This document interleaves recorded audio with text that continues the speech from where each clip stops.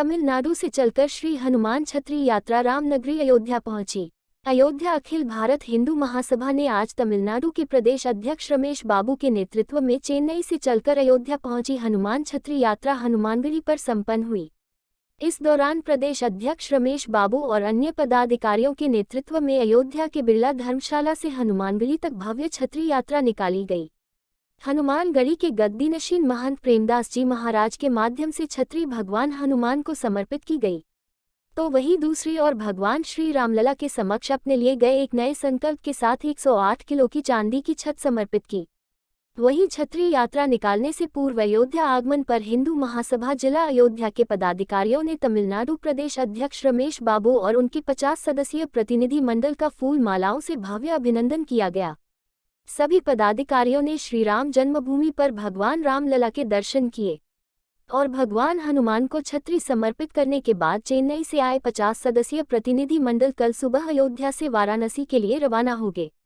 बता दें कि इस वर्ष स्वामी त्रिदंडी जी महाराज, आत्माराम तिवारी और रविंद्र कुमार द्विवेदी जैसे हिंदू महासभा के दिग्गज नेताओं की अनुपस्थिति में निकाली गई हनुमान छत्री यात्रा के दौरान कार्यकर्ताओं और साधु संतों ने हनुमानगढ़ी के राष्ट्र रक्षा, धर्म रक्षा और गौरक्षा का संकल्प लिया। इस यात्रा के मौके पर हिंदू महासभा उत्तर प्रदेश के मंत्री अधिवक्ता राकेश दत्त मिश्र, हिंदू महासभा उत्तर प्रदेश अध्यक्ष ऋषि त्रिवेदी, प्रदेश प्रभारी अरविंद पांडेय, प्रदेश महामंत्री सिद्धार्थ दुबे, प्रदेश उपाध्यक्ष राजेश सिंह, प्रदेश मंत्री विपिन सिंह, राघवेंद्र सिंह आदि अनेक कार्यकर्ता शामिल हुए। हनुमान जयंती का दौरान पे छतरी लेके हम लोग पहुंचे। आज सवेरे हनुमानगढ़ी में ये छतरी समर्पण होएगा। इसका अलावा अपने को एक मनोप्रार्थना है, 108 केजी का चांदी में छतरी बना के कन्याकुमारी से लेके कश्मीर तक रथ यात्रा करके आखिरी में अयोध्या में श्री रामलला को समर्पण करने का मनोप्रार्थना है। ये तारीख निर्धारण होने से पहले हम लोग यहाँ पे पहुँचाएंगे अयोध्या। वो छतरी, चांदी का छतरी पहुँचा के रामलला को समर्पण करेंगे। 2 साल को जो आता है वो अलग छतरी होता है, ये चांदी में बना के देने के लिए हमारा मनोसंकल्प है। क्या नाम है? मेरा नाम रविराज है, चेन्नई से आया हूँ मैंने। श्री राम सेवा सम्मेलन का ट्रस्टी है, फाउंडर है मैंने।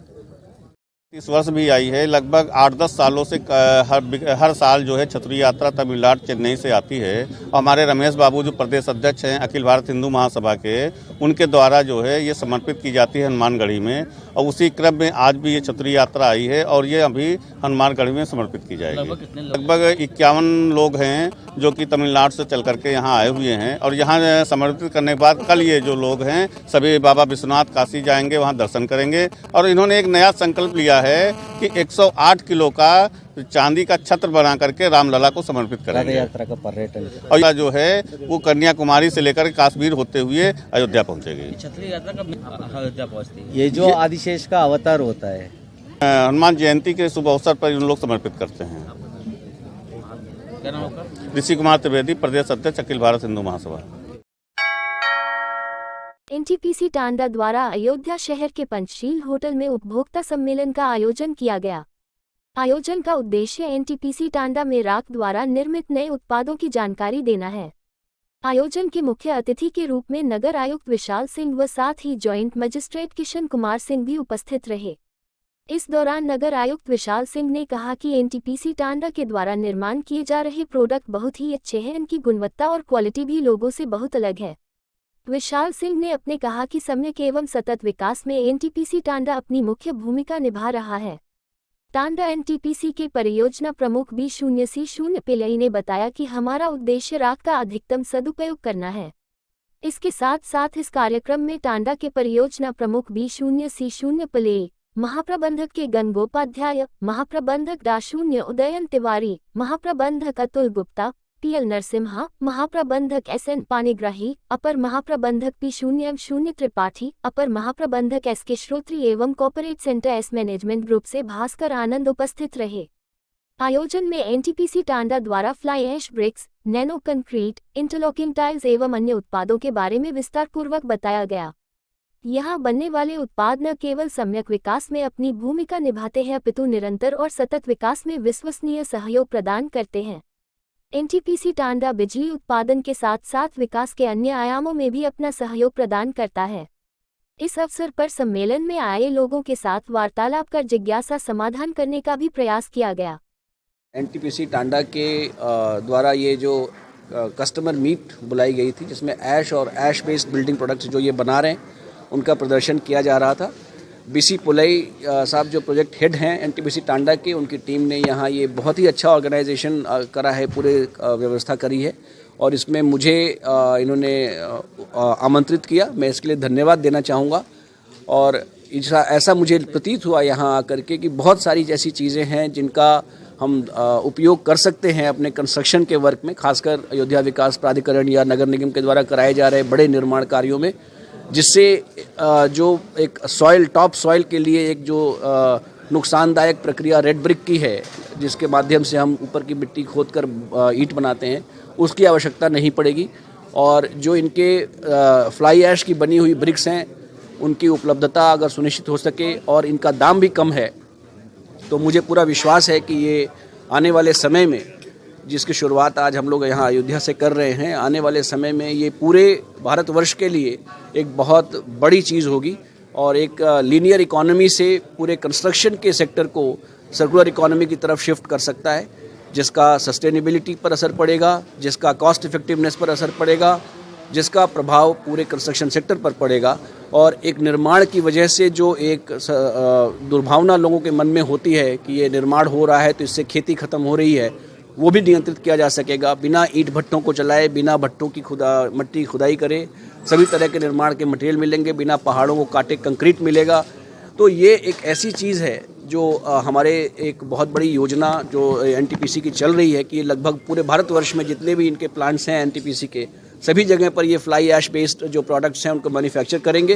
तो मुझे पूरा विश्वास है कि इस तरह के प्रयास से एक आमूल चूल परिवर्तन कंस्ट्रक्शन के सेक्टर में आएगा और हम एक रिवोल्यूशनरी चेंज हम इंट्रोड्यूस करेंगे सिस्टम में। और भविष्य में हम अपनी मदर अर्थ, जिसे हम अपनी मातृभूमि कहते हैं या अपनी माँ कहते हैं, धरती माँ कहते हैं, उनके प्रति जो हमारी जिम्मेदारी है उसमें बहुत एक शुचिता के साथ एक अच्छा कार्य कर पाएंगे और हम अपने आने वाली जनरेशन्स को भी, भविष्य को भी एक सस्टेनेबल अर्थ दे करके जाएंगे, मुझे इसका विश्वास है। जो है हम आज और आज जो बिल्डिंग प्रोडक्ट को प्रमोशन देने के लिए हम लोग ये यहाँ के प्रोग्राम इसको अरेंज किए हैं। और हम लोग अयोध्या को इसलिए चुने क्योंकि अयोध्या अभी डेवलप स्टेज है, यहाँ बहुत कुछ आगे हम जो देख रहे हैं कंस्ट्रक्शन एक्टिविटी चलने वाला है। और कंस्ट्रक्शन लिए हमारा बिल्डिंग मटेरियल मेन जैसे ब्रिक्स, पेवर ब्लॉक्स और कंक्रीट का जरूरत है। अभी तो कन्वेंशनल में हम लोग जो क्या करते हैं, हम लोग जो है रेड ब्रिक्स जो है जो हमारा साइल से बनते हैं उससे कराते हैं, प्लस कंक्रीट तो नेचुरली है। बट ये क्या, ये रिसोर्स हमारा लिमिटेड है। बट आज जो बाई प्रोडक्ट जो हमारा पावर प्लांट से जो प्रोडक्शन होता है उसका कैसे इकोनॉमिक यूज होगा, उसको प्रमोशन देने के लिए तो हम लोग जो है कंपनी हमारा तरफ से काफ़ी कदम उठाया है। और हम लोग जो है आज को यूटिलाइजेशन करने के लिए, इसको बढ़वा देने के लिए उसको नया नया तरीका भी निकालें। इसे फ्लाई ऐश ब्रिक और जो पेपर ब्लॉक यूज में है, उसके बाद हम जो है कुछ नया आइडिया लेकर आए कैसे सैंड से आज बनेगा, मतलब आज से सैंड बनेगा। इससे हम लोग जो है जो कंक्रीट एग्रीगेट से इसको सब्सिट्यूट करने के लिए हमारा नानो कंक्रीट और जियो पॉलीमर दोनों भी लाए। और एनटीपीसी का कई प्रोजेक्ट में अभी हम लोग आज से भी सीमेंट रोड बनाना भी, वो भी कंक्रीट रोड बनाना वो भी चालू किया। तो ये से भी नया नया इनिशिएटिव है। इससे क्या होगा, हमारा काफ़ी जो आज को जो पहले हम लोग जिसको वेस्ट सोच रहे थे, वो अभी उससे हम इसको इकोनॉमिकली कैसे इसको हम जो है गेनफुल इसको यूटिलाइज कर पाएंगे और हमारा मदर अर्थ को प्रोटेक्शन दे पाएंगे। साथ साथ हमारा जो एयर पोल्यूशन, वाटर पोल्यूशन, वो दोनों को भी टेक केयर करना है। तो हमारा ये जो अभी ये प्रयास रहा है जो है ये लोगों के बीच में थोड़ा अवेयरनेस लाना है। सो जैसे अवेयरनेस रहेगा, लोग डेफिनेटली इसका यूजेज का पता चलेगा, तो इसके जो मार्केट में इसका डिमांड रहेगा और ये सभी का भलाई के लिए ये हमारा एक अच्छा कदम है। और हम चाहते हैं आप लोगों का से भी सपोर्ट से ये हमारे जो प्रयास है वो बहुत सफलपूर्वक आगे बढ़ेगा। मेरा नाम Vishnu Charan Palai, I am the head of the project NTPC Tanda. Samajwadi Party के मिल्कीपुर से विधायक व पूर्व मंत्री अवधेश प्रसाद ने प्रेस वार्ता के दौरान निकाय चुनाव में आरक्षण के मुद्दे को लेकर भाजपा सरकार को घेरा है। अवधेश प्रसाद ने कहा है कि आरक्षण विरोधी भाजपा निकाय चुनाव में ओबीसी आरक्षण के विषय पर घड़ियाली आंसू बहा रही है। आज भाजपा ने पिछड़ों के आरक्षण का हक छीना है, कल भाजपा बाबा साहब द्वारा दिए गए दलितों के आरक्षण को भी छीन लेगी। उन्होंने कहा कि भाजपा सरकार ने न केवल पिछड़ों को धोखा दिया है, बल्कि बाबा साहब डॉक्टर शून्य भीमराव अंबेडकर के दिए संविधान को भी खत्म करने की साजिश की है। निकाय चुनावों में ओबीसी का आरक्षण खत्म करने का फैसला दुर्भाग्यपूर्ण है। न्यायालय के समक्ष जानबूझकर तथ्य प्रस्तुत नहीं किए गए। उत्तर प्रदेश की 60% आबादी को आरक्षण से वंचित कर दिया गया। भाजपा ने मनमानी प्रक्रिया अपने फायदे के लिए ही की थी। आरक्षण बचाने की लड़ाई में पिछड़ों और दलितों को समाजवादी पार्टी के साथ आने की अपील की है और कहा कि पहले पिछड़ों का आरक्षण हो, फिर चुनाव हो, नहीं तो हम सड़क से संसद तक आंदोलन करेंगे। प्रेस का उद्देश्य है वो था कि बाबा साहब भीमराव अंबेडकर ने जो संविधान में दलितों के लिए और पिछड़ी जाति के लिए जो आरक्षण की व्यवस्था की है, उस संविधान की मंशा को और बाबा साहब भीमराव अंबेडकर के दिए गए अधिकारों को अगर कहीं आंच आती है, खतरा होता है, तो हम समाजवादी लोग लोकतंत्र के तहत सत्याग्रह करेंगे और अधिकार जो दिए गए हैं उसकी रक्षा के लिए करते हैं। संविधान पे खतरा है। बाबा साहब भीमराव अंबेडकर ने जो संविधान बनाया है, उस संविधान पर खतरा है। संविधान को बचाने के लिए और संविधान के अधिकारों को बचाने के लिए बाबा साहब भीमराव अंबेडकर ने जो अधिकार दिए हैं, उसको बचाने के लिए समाजवादी पार्टी बहुत बड़े पैमाने पर माननीय राष्ट्रीय अध्यक्ष जी से हम लोग नेतृत्व से बातचीत करके, राय मशवरत करके एक आंदोलन करेंगे, सत्याग्रह करेंगे, जिससे कि हमारा संविधान का अधिकार बचा रहे, हमारा संविधान बचा रहे। आज तो संविधान पर खतरा है, इसलिए था। आपको पता चल जाएगा, करेंगे तो आपको पता चल जाएगा। ऐसा कहाँ है कि आपको ना पता चले? आपको तो अयोध्या जनपद के सोहावल क्षेत्र के संजयगंज स्थित श्री बजरंग सिंह पब्लिक स्कूल पर अध्यापकों के ऊपर बच्चों को तालिबानी सजा देने का आरोप लगा है। कड़ाके की ठंड में विद्यालय प्रबंधन पर बच्चों के स्वेटर उतरवाने का आरोप है। इस ठंड में दिन भर बिना स्वेटर के बच्चे बैठे रहे। बता दें कि कल तापमान था 4.5 डिग्री सेल्सियस। स्कूल के ड्रेस कोड में बच्चे नहीं आए थे, वे सभी साधारण स्वेटर पहनकर आए थे, जिसको लेकर वहां के अध्यापकों पर बच्चों को तालिबानी सजा दी। इसकी सूचना बच्चों ने अपने अभिभावक को दी। जब इस मामले को लेकर अभिभावक विद्यालय पहुंचा तो प्रबंधक अभद्रता करने पर उतर आए। वही अभिभावक और प्रबंधक वीडियो सोशल मीडिया पर वायरल हो गया, जिसको लेकर अभिभावक अतुल कुमार दुबे ने उप जिलाधिकारी सोहावल व मुख्यमंत्री हेल्पलाइन 1076 पर मामले की शिकायत की। जब यहां खबर सोशल मीडिया पर फैली तो तभी इस मामले को लेकर बेसिक शिक्षा के अधिकारी संतोष कुमार राय ने मामले को संज्ञान में लेते हुए जांच के आदेश दे दिए हैं। उन्होंने कहा कि खंड शिक्षा अधिकारी सोहावल मामले की जांच करेंगे। 2 बच्चे हैं, पढ़ने जाते हैं श्री बजरंग सिंह पब्लिक स्कूल। कहाँ पे है? संजयगंज के पास, ये 500 मीटर दूरी पे है। और हमारे बच्चे का नाम है सार्थक दुबे, प्रगति दुबे। ये दोनों बच्चे कल विद्यालय पढ़ने के लिए गए तो वहाँ पे अध्यापक अनिल सिंह और सहायक अध्यापकों ने मिलकर हमारे बच्चों का कपड़ा निकलवा दिया। सारे बच्चों को कपड़ा निकलवा के, दोनों का सारा कपड़ा निकलवा के, केवल शर्ट पहने थे बच्चे। और उसके बाद उनको कपड़ा नहीं दिया गया। जब 3 बजे विद्यालय बंद हुआ तब उनको कपड़ा दिया गया। बच्चे ठंडी में छुटते रहे, बच्चे रो रहे थे, उसके बावजूद भी उनको कपड़ा नहीं दिया गया। और उसके बाद जब शाम को हमको जानकारी हुई, हम शाम को अपने घर के पहुँचे तो बच्चों ने बताया कि हमारे साथ ऐसा हुआ। तो हमने इनके पास जब फ़ोन किया, इन्होंने हमसे बात नहीं करना चाहा, हमारा फ़ोन काट दिया इन्होंने। सुबह इनके विद्यालय हम गए तो हमसे बदतमीजी करने लगे, यहाँ जाइए, नाटक मत करिए, इस तरह से इस अमर्यादित शब्दों का इन्होंने प्रयोग किया।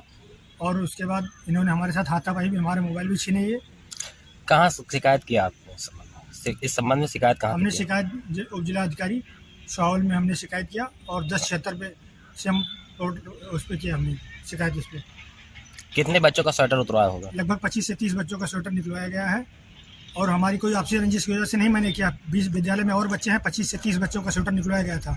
अगर हमारा कोई इनसे अगर वैसा होता विवाद तो हम अपने बच्चों का नाम इनके विद्यालय में क्यों लिखवाती। जब इनसे बात की गई तो ये हमसे गर्मजोशी में बात करने लगे, जाइए हमको जो करना है वो कर लीजिए। क्या नाम होगा आपका? अतुल कुमार दुबे। कहाँ घर है? गौरी शंकर कपुरवा। ये भी मुझे आपके माध्यम से पता चला है कि एक स्कूल है जिसका नाम श्री बजरंग सिंह पब्लिक स्कूल है। यहाँ मीडिया के माध्यम से संज्ञान में आया है कि किसी बच्चे के साथ मतलब इस तरीके की उसको स्वेटर उसका उतार करके उसको खड़ा किया गया है। तो इसकी जांच के लिए मैंने अभी तत्काल खंड शिक्षा अधिकारी सोहावल को निर्देश दिए हैं कि मौके पर जाके स्थलीय निरीक्षण करके रिपोर्ट देंगे वो, और अगर ऐसी घटना हुई वैसे भी शिक्षा के अधिकार अधिनियम के अंतर्गत किसी भी बच्चे को शारीरिक रूप से प्रताड़ित करने के लिए प्रतिबंधित किया गया है। और इस तरीके की अगर घटना घटी है तो उसमें नियमानुसार कार्रवाई की जाएगी। स्कूल जिस तरह से अभिभावक साहब की अभिता की गई है उसको भी अभी जांच में रखा गया है कि वस्तुस्थिति से जैसे ही अवगत कराएंगे खंड शिक्षा अधिकारी, उनको निर्देश दिया है अभी जाकर के विद्यालय पे मौके पे पहुंच करके वस्तुस्थिति से अवगत कराने के लिए। ठंड को देखते हुए और उसकी रिपोर्ट के आधार पे निर्णय लिया जाएगा। ठंड को देखते हुए सारे विद्यालयों को क्या संदेश देंगे आप? ठंड को देखते हुए जैसा कि पहले से भी निर्देश दिया गया है कि ठंड से बचाव के लिए बच्चों की प्राथमिकता के आधार पे गर्म कपड़े पहन करके आने के लिए अभिभावकों को हम लोग प्रेरित भी कर रहे हैं बच्चों को। परिषदीय विद्यालयों में भी डीबीटी के माध्यम से हम लोग अभिभावकों को के खाते में धनराशि भेजे हैं, और उसके आधार पर भी हमारे शिक्षक विभाग के सभी अधिकारीगण अभिभावकों से अपील कर रहे हैं, उनको मोटिवेट कर रहे हैं कि बच्चों के प्रॉपर यूनिफॉर्म में और ठंड से बचाव के सभी उपायों के साथ बच्चों को स्कूल में भेजें।